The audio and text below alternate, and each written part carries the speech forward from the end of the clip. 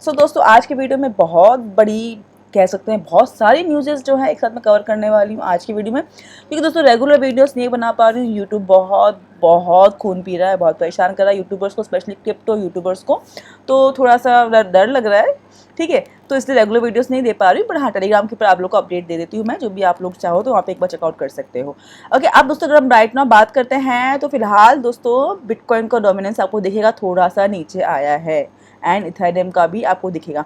अब ये क्यों हो रहा है? बिकॉज इथेरियम में बिटकॉइन में एक अच्छी खासी बाइंग हो रही है, एंड दोस्तों मैं बात करूँ तो इथेरियम में ज़्यादा अच्छी खासी बाइंग हो रही है, ठीक है। इसका दोस्तों आपको मैं प्रूफ दिखा दूंगी, एंड कुछ और भी दोस्तों न्यूज़ है। अगर हम बात करते हैं राइट नाउ डोमिनेंस गिरा हुआ है एंड बिटकॉइन थोड़ा सा यहाँ पर बढ़ा हुआ भी है, ठीक है। बहुत जल्द दोस्तों हो सकता है कि हम शॉर्ट टाइम में ही 1,20,000 के आसपास हम बिटकॉइन को देख सकते हैं, बिकॉज चांसेस है दोस्तों यहाँ से थोड़ा बिटकॉइन काफ़ी टाइम से, काफ़ी लंबे टाइम से जो है बिटकॉइन एक साइड वे में चल रहा है। 1,07,000, 1,06,000, 1,08,000 इसके ऊपर ही, इसी ट्रैक के ऊपर चल रहा है। तो अभी थोड़ा सा धीमे धीमे इंप्रूव आपको दिख रहा है। बार बार कोशिश कर रहा है 1,10,000 के सपोर्ट को तोड़ के आगे बढ़े, पर वो नहीं कर पा रहा है। लेकिन दोस्तों ये चीज़ बहुत जल्दी होगी, एंड 1,10,000 को तोड़ के आगे 1,20,000 तक आप बिटकॉइन को देख सकते हो शॉर्ट टाइम में। सो बी रेडी, ओके। एंड दोस्तों बात अगर करते हैं ऑल्टो कॉइन्स की, तो ऑल्टो कॉइन्स भी एक अच्छा मूवमेंट देगी आप लोग को बहुत जल्दी।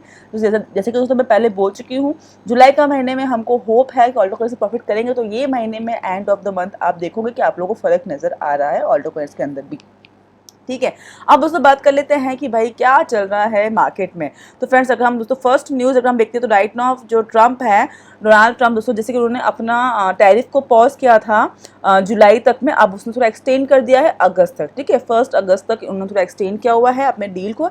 एंड दोस्तों आज के दिन में ये जो है कुछ टैरिफ जो है वो अनाउंस करेंगे 7 कंट्रीज़ के लिए, जो पर्टिकुलर अमाउंट जिसका रेंज जो है वो 25% से लेकर 40% तक रहेगा, जो कि इफेक्टिव होगा 1 अगस्त से, ठीक है। आज के दिन, दैट मीन्स वहाँ पे मॉर्निंग होगा, तो आज के दिन में ये अनाउंसमेंट आप लोग को सुनने को मिल जाएगा। मैं टेलीग्राम के ऊपर शेयर कर दूंगी, ओके। अब फ्रेंड्स 7 कंट्रीज़ हैं जिसके ऊपर टैरिफ का परसेंटेज अभी वो आज के दिन में यहाँ पे अनाउंस करेगा। तो दोस्तों मोस्ट प्रोबेबली चांसेस है कि अगर टैरिफ कम होगा तो एक अच्छा आप लोगों को जो है मार्केट अच्छा बढ़ता हुआ नजर आएगा, ठीक है। एंड ट्रम्प के अकॉर्डिंग जो है टैरिफ बिल्कुल भी यूएस के इन्फ्लेशन में जो है वो उसका रीज़न नहीं है। टैरिफ की वजह से यूएस में 0 इन्फ्लेशन रेट है।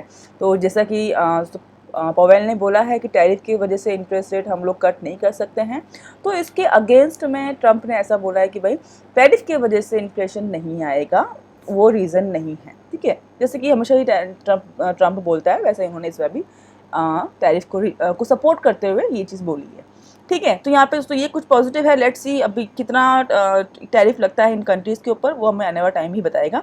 अब दोस्तों बात करते हैं कि यहाँ पे बिटकॉइन एंड इथेरियम में अच्छा खासा इम्प्रूव आपको देखने को मिलेगा। काफ़ी स्ट्रॉन्ग दोस्तों इस वीक आप लोगों को बिटकॉइन एंड इथेरियम देखने को मिल सकता है, बिकॉज इनका एक ह्यूज ETF में काफ़ी अच्छी खासी इनका जो है इनफ्लो देखने को मिला है।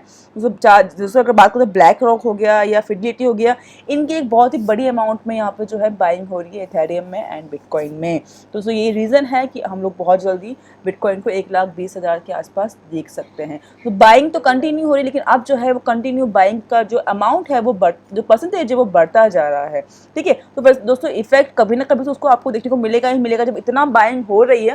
दोस्तों इतने बड़े बड़े इंस्टीट्यूट अगर बाइंग कर रही है तो वो पागल तो है नहीं, सोच समझ के ही बाइंग कर रही होगी। अगर पैसा लगा रही है तो सोच समझ के ही यहाँ पैसा लगा रही होगी।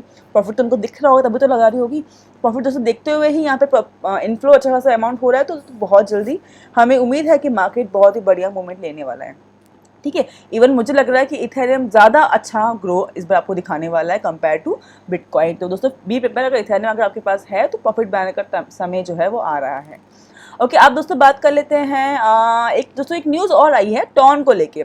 अब फ्रेंड्स टॉन जो फाउंडेशन है उनके हिसाब से कि अगर आप टॉन की स्टेकिंग रखते हैं $1,00,000 की, तो स्मॉल अमाउंट नहीं है, एक $1,00,000 का अगर आप स्टेकिंग करते हो तो आप एलिजिबल होंगे। अब दोस्तों स्टेक भी जो है वो 3 साल के रहेगा टॉन कॉइन का। अगर आप स्टेकिंग करते हैं तो आप लोग एलिजिबल हो सकते हैं 10 ईयर गोल्डन वीज़ा के लिए दुबई में, ठीक है। 10 साल के लिए आपको दुबई में गोल्डन वीज़ा मिल सकता है। सो ये ऐसा न्यूज़ है। उसके बाद जो है टॉन का प्राइस में थोड़ा आपको इंप्रूवमेंट दिखाई दिया था, लेकिन उसके बाद तुरंत ही यूएई की जो अथॉरिटीज़ है उन्होंने डिनाई कर दिया कि भाई ऐसा कुछ भी नहीं है, हम लोग ऐसा कुछ भी नहीं कर रहे हैं। टॉन का जो है यहाँ पे कोई भी ऐसा कोलैबोरेशन उनके साथ में नहीं हुआ है, ठीक है। तो फ्रेंड्स यहाँ पे उसके बाद फिर अगेन जो है टॉन को नीचे आप लोगों ने देख लिया। वापस से जो है टॉन एज यूजुअल अपने प्राइस पर आ गया, बिकॉज ये जो न्यूज़ थी इसको डिनाई कर दिया है अथॉरिटीज़ ने, ठीक है, ऐसा कुछ नहीं। अब दोस्तों अमाउंट भी देखिए, $1,00,000 का टॉन आपको 3 साल के लिए स्टेक करना है, कि छोटा मोटा अमाउंट नहीं, करोड़ों में यहाँ पे इन्वेस्टमेंट की बात हो रही है, ठीक है। तो आपको 10 साल के लिए गोल्डन वीज़ा मिल जाएगा। थोड़ा सा न्यूज़ वियर्ड है, पर ये निकल के आई है तो मैंने आपको बता दिया कि ऐसा कुछ भी नहीं है, फिलहाल इन्होंने डिनाई किया हुआ है, ठीक है। अब दोस्तों लास्ट न्यूज़ निकल के आई है वो है वजीर यूजर्स की। तो फ्रेंड्स वजीर यहाँ पे आपको पता ही था कि सिंगापुर में केस पूरा क्लोज हुआ था, लेकिन वापस से जो है उन्होंने केस रीओपन किया था सिंगापुर कोर्ट में, एंड उसके बाद सिंगापुर कोर्ट ने उस केस को अप्रूव किया था एंड वापस स्टार्ट करने की बात हुई थी, ठीक है। अब यहाँ पे दोस्तों वजीर का नया खेल आप समझिए क्या हो रहा है, कि यहाँ पे जो इन्होंने जो डेट दोस्तों फिक्स की है जुलाई 15 में, यहाँ पे वजीर ने क्या डाला है, एफिडेविट यहाँ पे जो है इन्होंने अप्लाई किया है, वापस से फाइल किया एफिडेविट 4 जुलाई को। अब दोस्तों यहाँ पर ये लोग वापस से जो है वोटिंग के लिए मांग कर रहे हैं, री वोटिंग की डिमांड की है। देखिए दोस्तों, now the exchange is demanding a potential री voting. However, the frustration is building in the communities. Users note that it has been year, दोस्तों 1 साल होने वाला है वजीर हैक को, with no refund and no clear answer. Now the exchange is demanding a potential re-voting with the next hearing on July. तो friends यहाँ पर 15 जुलाई को जो हियरिंग उसमें वजीर एक्स वापस से री-वोटिंग के लिए जो है डिमांड कर रहा है, when will they finally give token back। तो ये चीज़ें हो रही है, मैं नहीं यार आस्किंग भाई कब मिलेगा टोकन हमको वापस, ठीक है। दोस्तों यहाँ पर एक और जो बात निकल के दोस्तों आ रही है वो यहाँ पर ये है कि भाई यहाँ पर एक और रॉमी जॉनसन करके उन्होंने लास्ट में एक और एफिडेविट फाइल किया है कि भाई जो अनहैक अमाउंट है, जो हैक नहीं हुआ कम से कम वो तो दे दो, ठीक है। जो आप 1 साल से लेके बैठे हो अनहैक, वो तो हमको कम से कम दे दो, लेकिन वो भी यहाँ पे देने की बात नहीं हुई है।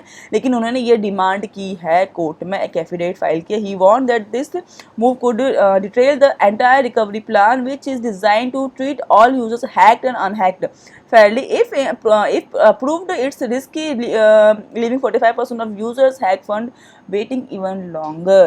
दोस्तों यहाँ पर अगेन अगर दोस्तों फिर से ये चीज़ होगी एंड री वोटिंग होगी तो वापस से जीरो से शुरू हो जाएगा। अगर ये डिमांड जो इन्होंने किया है वजीर एक्स ने, तो मुझे लगता है ये सिर्फ चीज़ों को बस खींच के लंबा कर रहे हैं।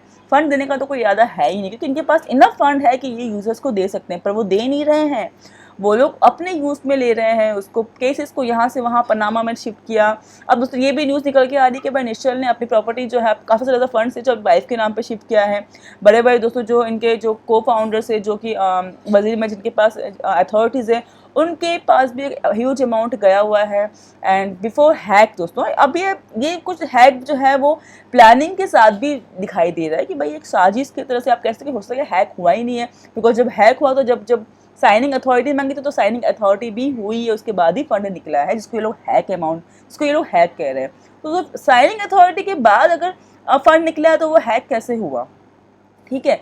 तो यहाँ पे इन्होंने हैक दिखाया है, जो फंड बचा हुआ है अब उसको भी ये लोग देना नहीं चाहते हैं, और पिछले 1 साल से यूजर्स को घुमा रहे हैं ये लोग, एक के बाद वो कर। अभी वोटिंग का पहले इतनी मुश्किल से वोटिंग हुआ था, इतना तक पहुँचने के बाद वोटिंग हुआ था, रिस्ट्रक्चरिंग प्लान किया था, अभी ये लोग री वोटिंग कर रहे हैं। तो अब दोस्तों आप समझ लीजिए कि वजीर का बिल्कुल भी इरादा नहीं है फंड देने का।